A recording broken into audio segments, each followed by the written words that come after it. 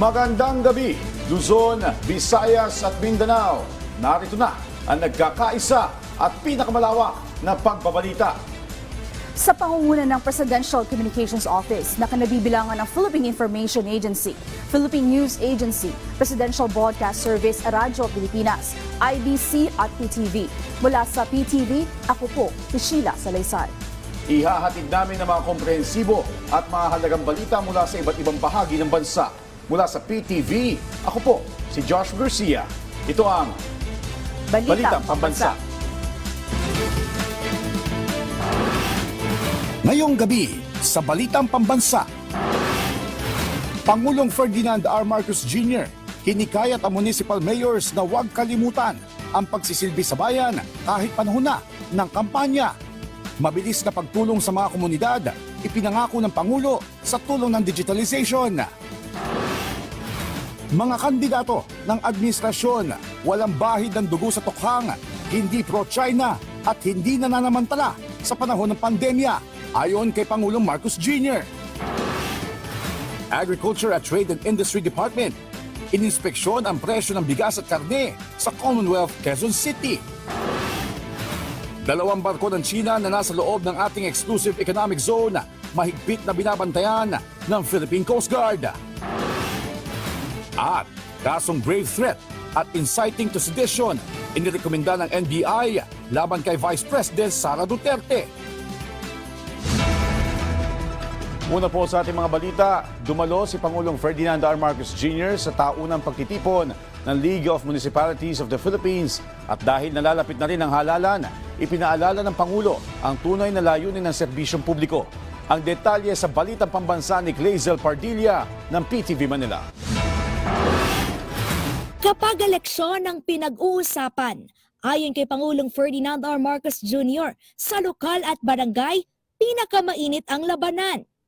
Ang pinakamainit na eleksyon ay linalaban sa local government. Sa matter of fact, palagay ko, siguro mag-agree kayo sa mga mayor kayo, nakikita ninyo ito. Ang pinakamainit na eleksyon ay barangay. Yun ang puro magkakilala, puro magkakamag-anak. Kaya't nagkakapersonalan.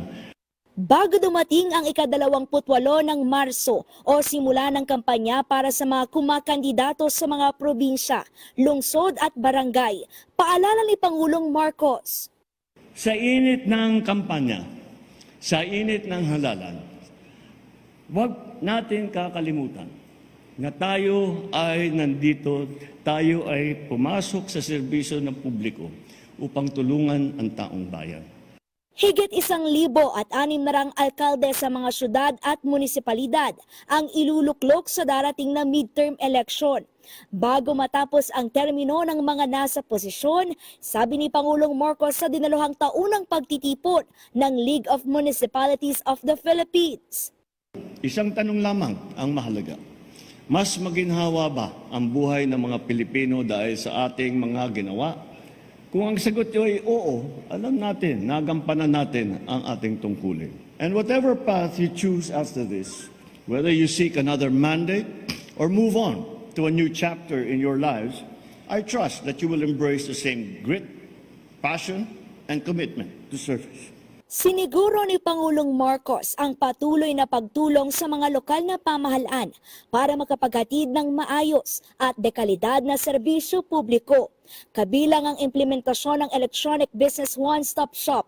Noong nakaraang taon, higit 100 LGU ang nakasunod sa e-boss. 1,200 naman ang sinimula ng automation sa kanilang mga transaksyon. Naipatupad din ang bagong electronic procurement system at isinasa publiko na ang mga binibiling produkto at serbisyo na hindi lamang nagpapabilis sa proseso, kundi nakatutulong sa paglaban sa korupsyon. Ay kailangan natin na magamit ang pinakamagagandang teknolohiya upang maging mas maganda ang serbisyo nating ibinibigay sa tao. Ito ay makakatulong para maging mas mabilis, mas maginhawa, at mas accountable lahat ng ating mga ginagawa para sa taong bayan. Mula sa PTV Manila, Clazel Pardilla, Balitang Pambansa.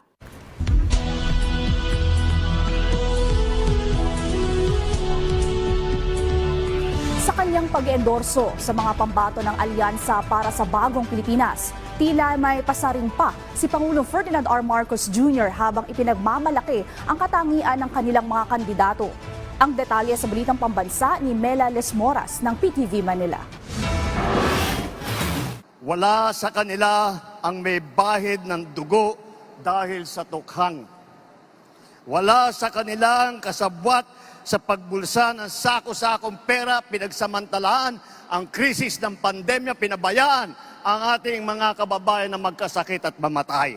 Wala sa kanila ang mga pumapalakpak sa China at natutuwa pa kapag tayo ay binobomba ng tubig. Ito ang ibinida ni Pangulong Ferdinand R. Marcos Jr.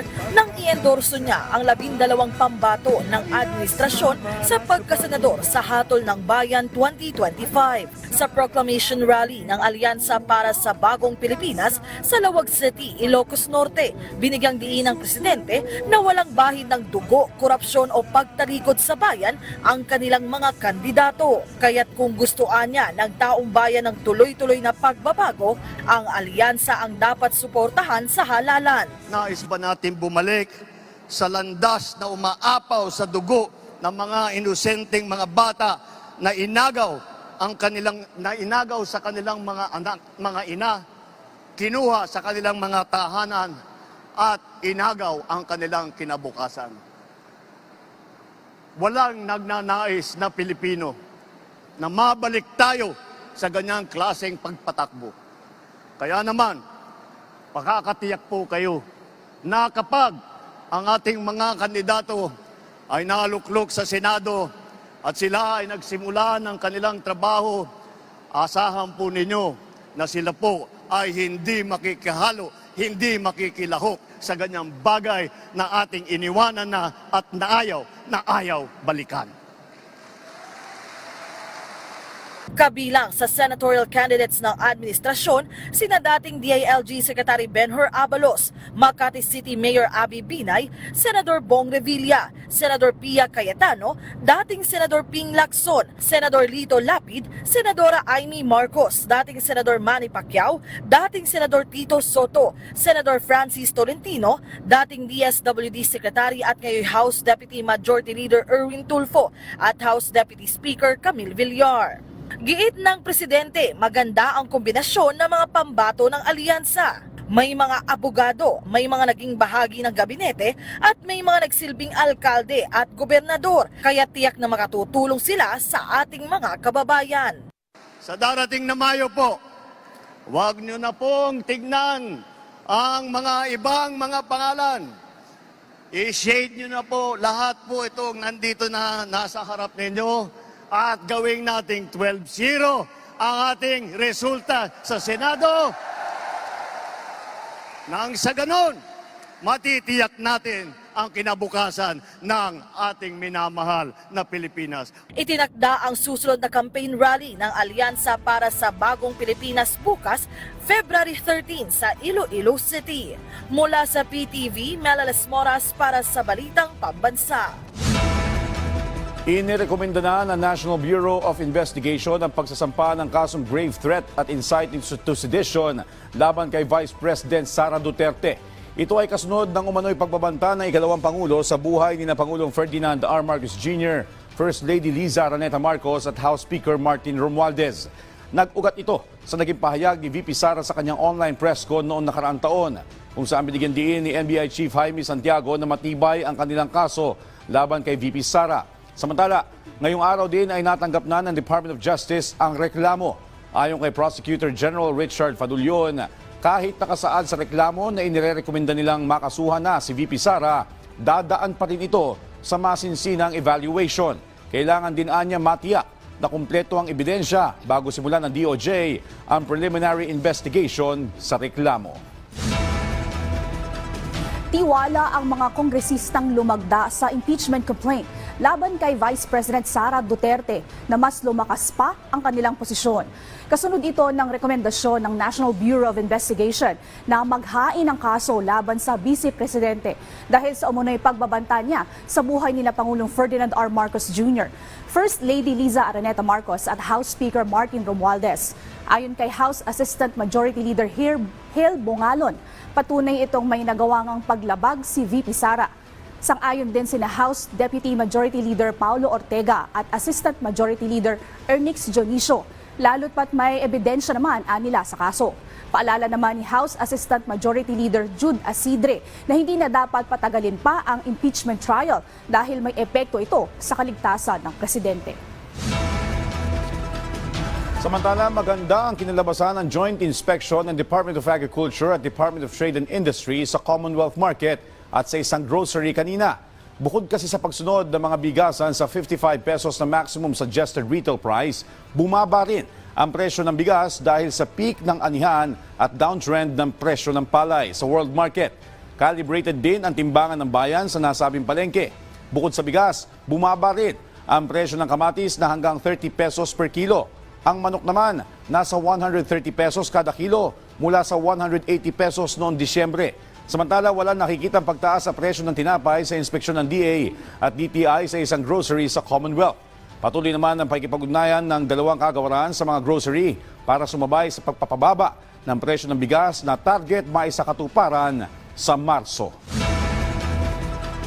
Patuloy na tinatapatan ng Philippine Coast Guard ang mga barko ng China na nasa exclusive economic zone ng Pilipinas.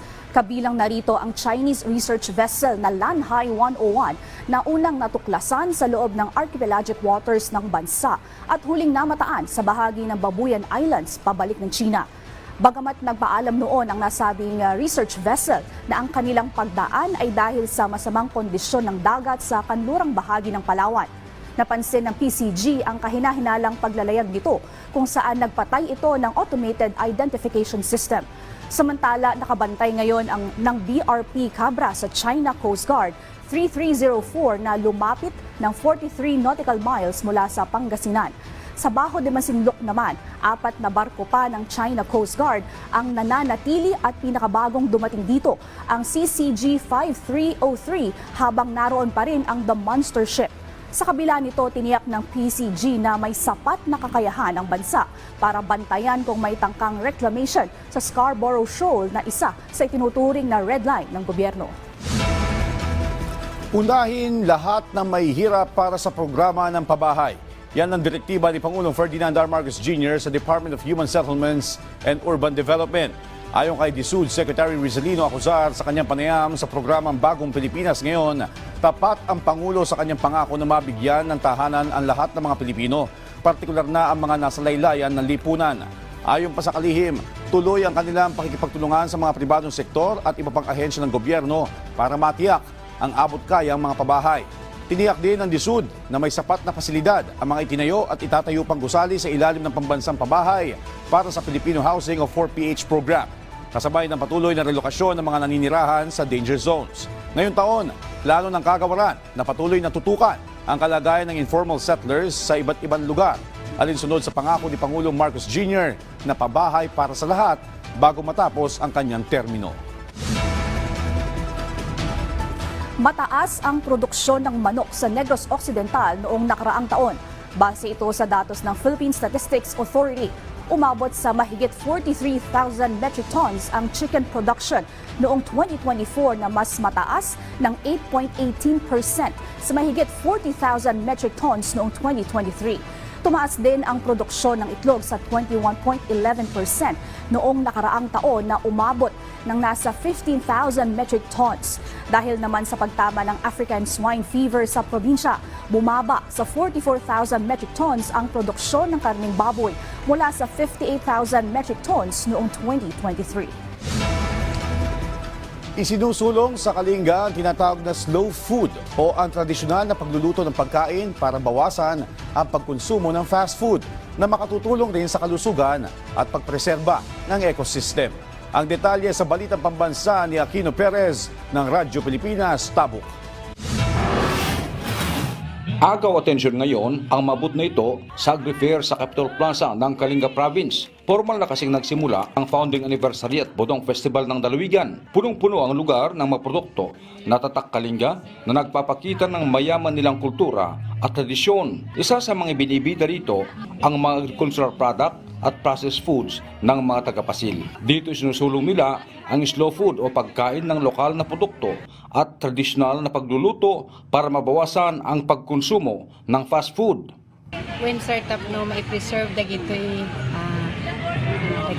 traditional food tayo, traditional food system, i-preserve ecosystem, tapno adamat iti kanon iti sumarunong nga generation.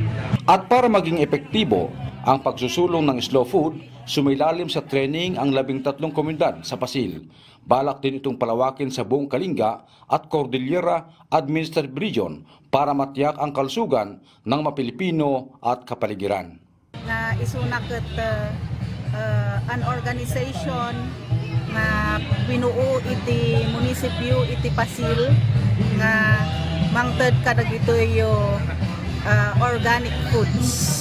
Mula sa Radyo Pilipinas Tabo, Aquino Perez para sa Balitang Pambansa.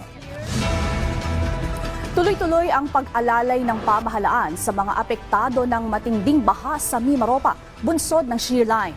Ang detalye sa Balitang Pambansa ni A. Sapit ng PIA Mimaropa. Mahigit 3.9 million pesos worth of food assistance ipinamahagi na sa mga pamilyang apektado ng malalakas na pag-ulan at matinding pagbaha sa Mimaropa dulot ng umiiral na shear line. Mahigit 615,000 pesos dito ang nagmula sa Department of Social Welfare and Development o DSWD Mimaropa, 2.4 million pesos mula sa mga provincial and local government units at 908,000 pesos naman mula sa iba pang organisasyon. Ilan sa mga napamahagian ng tulong ang mga munisipyo ng Baco at Victoria sa Oriental Mindoro, Aborlan, Brooks Point, Nara at lungsod ng Puerto Princesa naman sa Palawan. Ayon sa DSWD, aabot sa 3,976 na pamilya na may kabuuang 15,338 na mga individual ang iniulat na naapektuhan at lumika sa Oriental Mindoro at Palawan. Hanggang sa mga oras na ito, aabot sa 3,599 na pamilya ang kasulukuyang nasa mga evacuation centers at 377 na pamilya naman ang nakabalik na sa kanilang mga tahanan. Pinag-utos ni DSWD Secretary Rex Gatchalian ang agarang koordinasyon sa mga lokal na pamahalaan upang mapabilis ang mga hakbang para sa mga relief efforts. Patuloy ang pakikipag-ugnayan ng DSWD sa mga lokal na pamahalaan sa Mimaropa upang agarang maipamahagi ang tulong sa mga pamilyang naapektuhan ng malakas na pag-ulan at pagbaha. Mula sa PIA Mimaropa, A. Sapit, Balitang Pambansa. Samantala, para labanan ang pagkalat ng maling impormasyon, nagsani buwersa ang Presidential Communications Office at Vera Files. Layo nitong palakasin ang media literacy sa mga state-run media tulad ng PTV, Radyo Pilipinas, IBC, Philippine News Agency at Philippine Information Agency. Sa pamamagitan ng training, siguraduhing totoo, Vera Files fact-checking and online verification training ang tema ng pagsasanay na gagawin sa mga fact-checker sa mga sangay ng PCO sa Luzon, Visayas at Mindanao. Batay sa Memorandum of Agreement, walang bayad ang Vera Files sa pagsasanay laban sa maling impormasyon. Sumasalamin ng partnership na ito sa pagsusulong sa transparency at media literacy sa bansa at nagpapakita ng matibay na dedikasyon ng PCO sa pagbibigay ng tamang impormasyon sa publiko. Isinusulong ng isang grupo ang pagbabawal sa lahat ng uri ng hazing sa bansa. Ang detalye sa Balitang Pambansa ni Mary Ann Tolentino ng IBC 13. Kasabay ng paggunita ng National Hazing Prevention Week ngayong Pebrero, alinsunod na rin sa mandato ng Pangulo, hinimok ng ilang mga grupo ang pamahalaan na tuluyan ng ipagbawal ang lahat ng uri ng hazing sa bansa. Daing kasi ng ilan, bagamat may ipinatutupad ng Anti-Hazing Act of 2018, marami pa ring kabataan ang nagiging biktima nito na talamak daw sa mga paaralan. Matatandaan naman noong 2019 nang masawi ang 4th class cadet na si Darwin Dormitorio, isa sa biktima ng hazing sa Pilipinas. Iginiit naman ng Philippine Military Academy na nakapaglatag na sila ng programa upang tuluyan ng mahinto ang hazing sa PMA. After the dormitorio case, yung ating pong Philippine Military Academy ay nakapaglatag ng mga programa which also look into our system and processes to ensure that that particular dark side of PMA will no longer be repeated. Naniniwala naman ang ilang eksperto na panahon na para ituro sa mga paaralan ang masamang epekto ng hazing upang mahinto na ito sa pamamagitan ng educational campaign at pagpapaigting pa ng information dissemination. Maganda na hanapan natin ng paraan para ma-meet yung goals ng mga sumasali doon. No? How can they belong? How can they feel empowered? How can they feel that their needs are responded to? Sa ngayon, nakahain na sa komite ng Senado at Kamara ang magkahiwalay na bersyon ng panukalang pag-amyenda sa Anti-Hazing Act of 2018 na magpapataw ng mas mabigat na parusa sa mga lumalabag dito. Layon din itong tuluyan ng ihinto ang hazing sa Pilipinas. Nakasaad din sa panukala ang mas malaking multa na aabot sa 20 milyong piso hindi lamang para sa mga dumalo ng initiation rites kundi pati na rin sa buong fraternity. Mula sa IBC 13, Mary Ann Tolentino para sa Balitang Pambansa. Ikinatuwa ng mga lolo at lola sa Kidapawan City ang pagbubukas ng one-stop hub ng mga serbisyo nakatuon sa mga senior citizens sa lungsod. Ang detalye sa Balitang Pambansa ni Christian Matuliano ng PIA SOCSargent. Opisyal nang binuksan kamakailan sa publiko ang kauna-unahang Senior Citizens Community Care Center o SC3C ng SOCSargent Region sa Kidapawan City na magsisilbing one-stop hub para sa mga elderly. Ang naturang proyekto ay naisakatuparan sa pangunguna ng National Commission of Senior Citizens, katuwang ang pamahalaang panlungsod ng Kidapawan at iba't ibang ahensya ng gobyerno. The purpose of the SC3C, basically in encapsulated form, is to improve quality of life of the senior citizen. Kailangan po na tayo habang tumatanda ay nagiging productive kasama sa nation building. Tayo po ay masaya at hindi tayo nababagod sa bahay. Nagiging kasama pa po tayo sa pag-unlad ng ating bayan. Sa pamamagitan ng SC3C ay maaaring ma-access sa mga senior citizen ang mga samut-saring serbisyo na tumutugon sa kanilang mga pangangailangan. Happy kami mga senior kasi nandito ito dinigay ang itong health and wellness kasi marami itong naitulong sa mga senior citizens. Ang sabihin ko pa ba, first and foremost, meron ng linagay na doktor, physician, pero MWF lang but it can help, no? Dito na magpa-check up ang senior citizen. Kasabay ng pagbubukas ng Senior Citizens Community Care Center sa Kidapawan City ay ang pagsasagawa ng isang araw na service caravan kung saan ang mga senior citizen ay nakatanggap ng libreng serbisyo mula sa iba't ibang ahensya ng pamahalaan. Mula sa Philippine Information Agency SOCSargent, Christian Matuliano, Balitang Pambansa. Isinasagawa ngayong gabi ang Manila Overseas Press Club Grand Journalism Awards sa Makati City para parangalan ang mga batikang personalidad sa industriya ng media. Naroon ngayon ang kasama natin si Christian Bascones live. Christian? Joshua, tama ka dyan. Ngayong gabi ay bibigyang parangal ang mga kilala at mga batikang mga personalidad sa industriya ng media dito sa bansa sa gaganaping MOPC Grand Journalism Award dito sa Makati. Ang Manila Overseas Press Club ay tinaguriang prestiyoso at pinakamatagal na existing press club sa bansa na pinamumunuan ng mga presidente at iba pang opisyal ng ilang mga media networks. Ilan sa mga makakatanggap ng pagkilala ay ang CEO ng IBC 13 na si Attorney Jimmy Policarpio bilang Media Turnaround Story of the Year, si Mark Logan at iba pang mga naging kilala sa larangan ng pamamahayag. Para paparangalan din ang ating pinakamamahal na Presidential Communications Office Secretary Honorable Cesar Chavez bilang Distinguished Service in Media and Government Award. Bilang panata ng PCO, mamaya aasahan natin na ang magiging laman ng mensahe ng ating ni Secretary Chavez ay ang mas pinalawak na suporta ng pamahalaan sa lahat ng mga media practitioners sa malayang pamamahayag, lalo na kapag pinag-uusapan ang mga bagay na magpapaunlad sa sambayanan. Mula taong 1945, naging matatag ang MOPC bilang isang organisasyon na nagsusulong ng free speech at press freedom dito sa ating bansa. Sa ngayon ay unti-unti na nating nakikita na dumadating ang mga panauhin at ang mga awardees dito sa venue ng awarding ceremony ngayong gabi sa MOPC Grand Journalism Awards. At mamaya aalamin din natin kung ano ang magiging laman ng mensahe ng ating pinakamamahal na si Secretary Chavez. At iyan muna ang update mula dito sa awarding ceremony ng MOPC. Balik sa iyo dyan sa studio, Joshua. Maraming salamat, Christian Bascones ng PTV Manila. Malaking tulong sa paglago ng lokal na ekonomiya ng Central Visayas ang pagdami ng turista sa rehiyon. Ang detalye sa Balitang Pambansa ni Marifel Faith Hamon ng Philippine Information Agency Central Visayas.